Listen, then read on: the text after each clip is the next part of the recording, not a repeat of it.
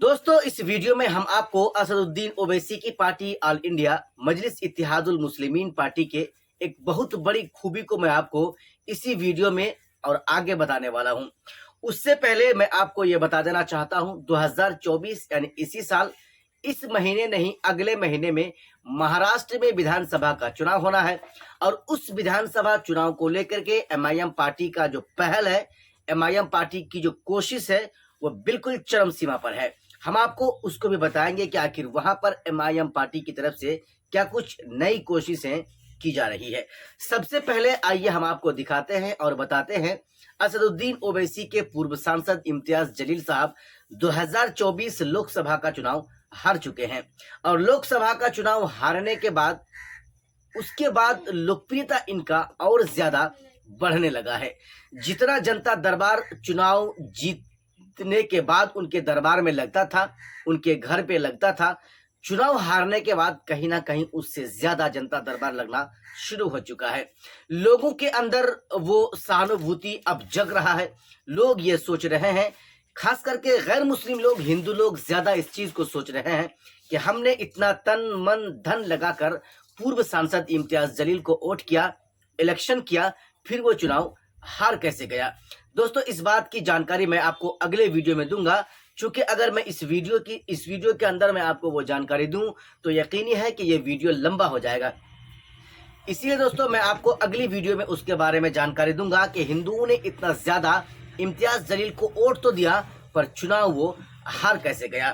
दोस्तों, इस वीडियो में जिस चीज को मैं आपको बताने जा रहा हूं, पूर्व सांसद इम्तियाज जलील साहब चुनाव हारने के बाद भी औरंगाबाद जिले के लोगों के लिए अलग अलग विधानसभा में अलग अलग जगह में जाकर रोड का उद्घाटन कर रहे हैं। शिलान्यास नहीं कर रहे हैं, रोड का उद्घाटन कर रहे हैं। दोस्तों, आज के इस वीडियो में मैं आपको 3 ऐसी सड़क बताने जा रहा हूं जिन तमाम सड़कों को असदुद्दीन ओवैसी के पूर्व सांसद इम्तियाज जलील साहब ने कल उसका उद्घाटन किया, यानी उस काम को पूरा किया।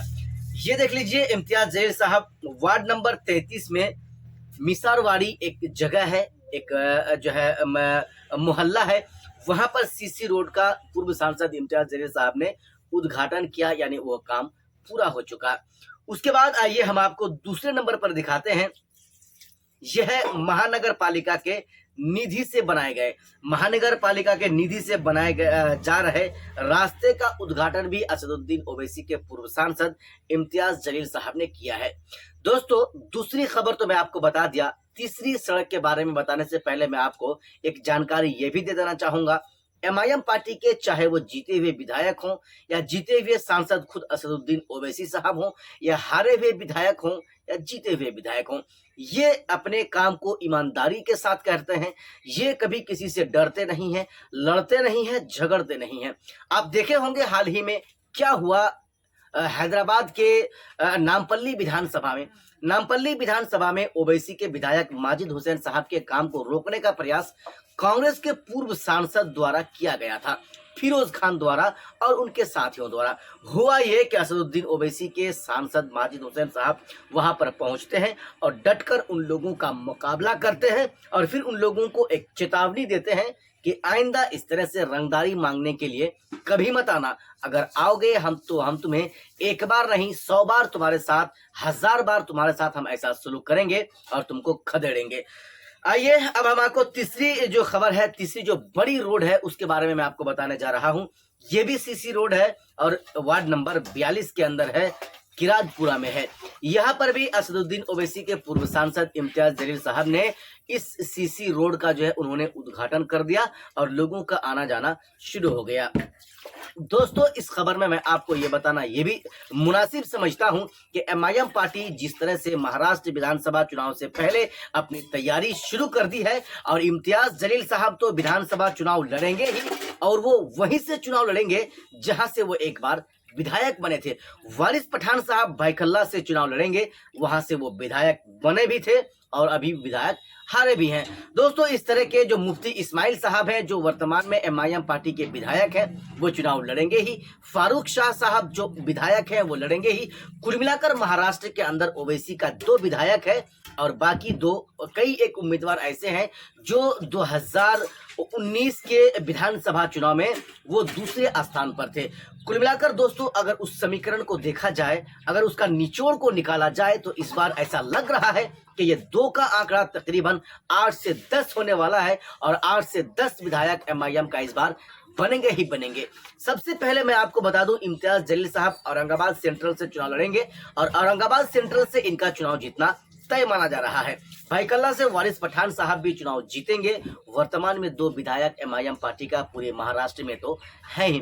बाकी इसी साल झारखंड में भी विधानसभा का चुनाव होना है और झारखंड में जिस तरह से झारखंड मुक्ति मोर्चा पार्टी को छोड़कर और भी दूसरी बड़ी बड़ी पार्टियों को छोड़कर लोग एमआईएम पार्टी में आ रहे हैं, एमआईएम पार्टी में शामिल हो रहे हैं और एमआईएम पार्टी को मजबूती प्रदान कर रहे हैं। इस चीज को देखकर ये भी बताना आसानी हमारे लिए इसलिए भी हो रहा है, एमआईएम पार्टी भले ही झारखंड में उसका दबदबा ना हो, लेकिन जो लोकप्रियता है ओवैसी के चाहने वाले का, वह दिन ब दिन बढ़ता जा रहा है। दोस्तों, कई ऐसे विधानसभा सीट हैं जहां पर ओवैसी का सिक्का चल सकता है, ओवैसी का हेड भी हो सकता है, टेल भी हो सकता है। चूंकि उन तमाम विधानसभाओं में मुस्लिम इतना ज्यादा वोटर्स हैं, मुसलमान वोटर्स जब चाहे जिसको चाहे विधायक बना सकता है, जब चाहे जिसको चाहे विधायक से उतार सकता है, यानी विधायक के आगे पूर्व विधायक लगाने का क्षमता रखता है। ऐसे में उन तमाम विधानसभाओं को चिन्हित किया जा रहा है। एमआईएम पार्टी की तरफ से उम्मीदवारों का भी चिन्हित किया जा रहा है।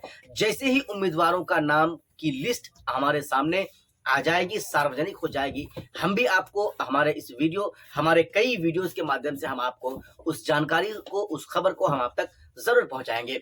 लेकिन जिस चीज को ओवैसी साहब का ये कहना था कि हम हर राज्य में लगभग चुनाव लड़ेंगे, हम चुनाव हारे जीते इससे हमें कोई फर्क नहीं पड़ता है, क्योंकि हमारी भी एक पार्टी है, हमारा भी एक कंसेप्ट है, उसके तहत हम काम कर रहे हैं।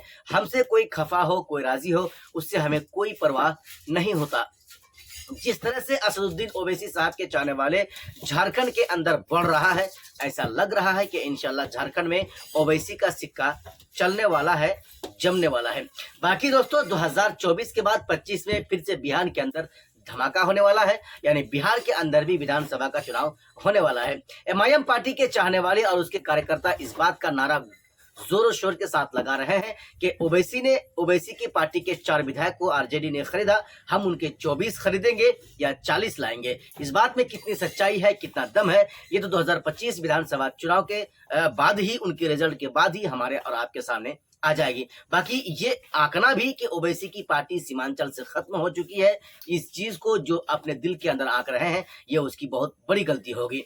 एमआईएम के विधायकों के चले जाने के बाद एमआईएम पार्टी की लोकप्रियता सीमांचल और बिहार में बहुत ज्यादा बढ़ चुका है।